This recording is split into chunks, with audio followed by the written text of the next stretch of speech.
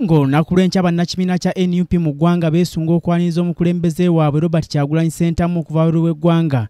Poliisi ya kuno ng'eyita mu Patrick Onyango, omwogezi wa poliisi mu Kampala n'emiriraano, balabudde bannakibiina bano abeeteeseteese okweyiwa ku kisaawe Entebbe. Wano mu Uganda waliwo amawulire ge bafunye anti waliwo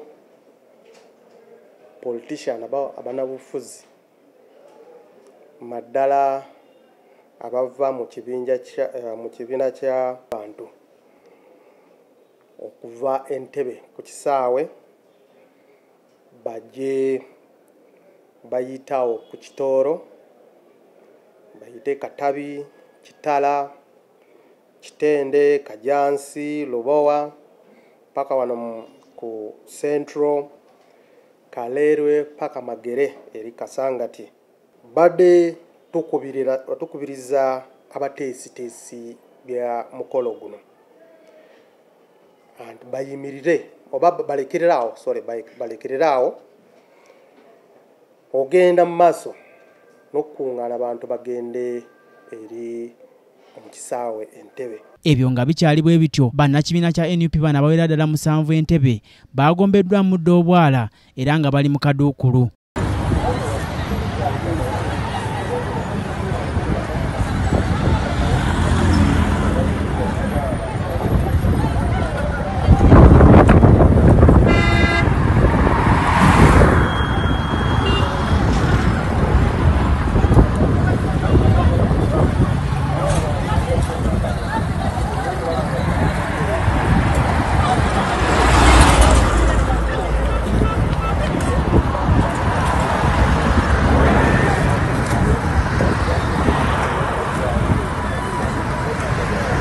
Ate omubaka wa pulezidenti mu Kampala, Amina Lukanga n'abalala balabudde bannakibiina kya NUP bano abeesunze era okwaniriza Robert Kyagulanyi Ssentamu ku kisaawe Entebbe nga bagamba nti oyo yenna anaagendayo kaakumujjuutuka. Naye mu kibuga Kampala division 5 tetusuubiramu kulaba kwekunga era bwe tutyo tubalabula tetulabayo bantu batambula nga bali mu kirindi nti bagenda Entebbe. Omanyi bw'ogenda okutta emmese mu nnyumba yo totaliza yaggwako.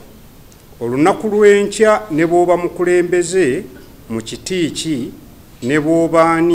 Bano bagamba nti Robert Kyagulanyi Ssentamu n'ekibiina kya NUP bawerebwa okuba enkuŋŋaana, so n'olwekyo bandibadde bayita mu kuteesa n'okutegeeza ku poliisi ku nteekateeka zaabwe kye bataakola. Twagala okukuutira abavubuka muleme kwenyigiranga mu bintu oluvannyuma ne muvumaganya bazadde bammwe ne mubateeka mu maziga ne mubateeka mu kwekalakaasa n'okwemulugunya nga kivudde mu ebyo bye babateekamu okwenyigiramu oluvannyuma ne babirekamu mwekka ne bazadde bammwe nga mulina n'obuvunaanyizibwa. Buli alina kyakola emirembe era abantu b'e Makindye division enkya si public holiday, enkya mukeere mukole emirimu gyammwe.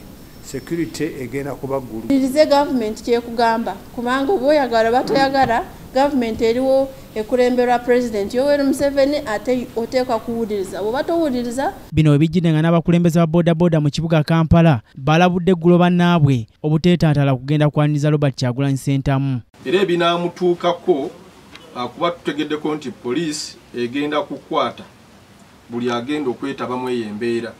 So ffe nga bakulembeze tetwagala bavuzi baffe akugwa mu katego kamulabe nga tetubalabudde. So tubalabula nti mukole emirimu gyammwe ku lunaku olwokuna nnaku z'omwezi nga 5 ng'omulimu gwa bodaboda tetukwatibwako kikolwa kyonna kya byabufuzi kigenda kubeerawo ku olwo olunaku. Leka abali mu byobufuzi bakole omulimu gwabwe. Tuli mulimu gwa bodaboda tusaabaza abantu tunoonyeza abaana baffe ssente. Omuntu yenna n'agenda n'afuna obuzibu essimu zaffe teziriiko tetugenda kumuyamba. Watulaba buli wabeerawo embeera eyo ate ffe tufuna obuzibu ne twewuba ku mapoliisi omwagala tubanunule.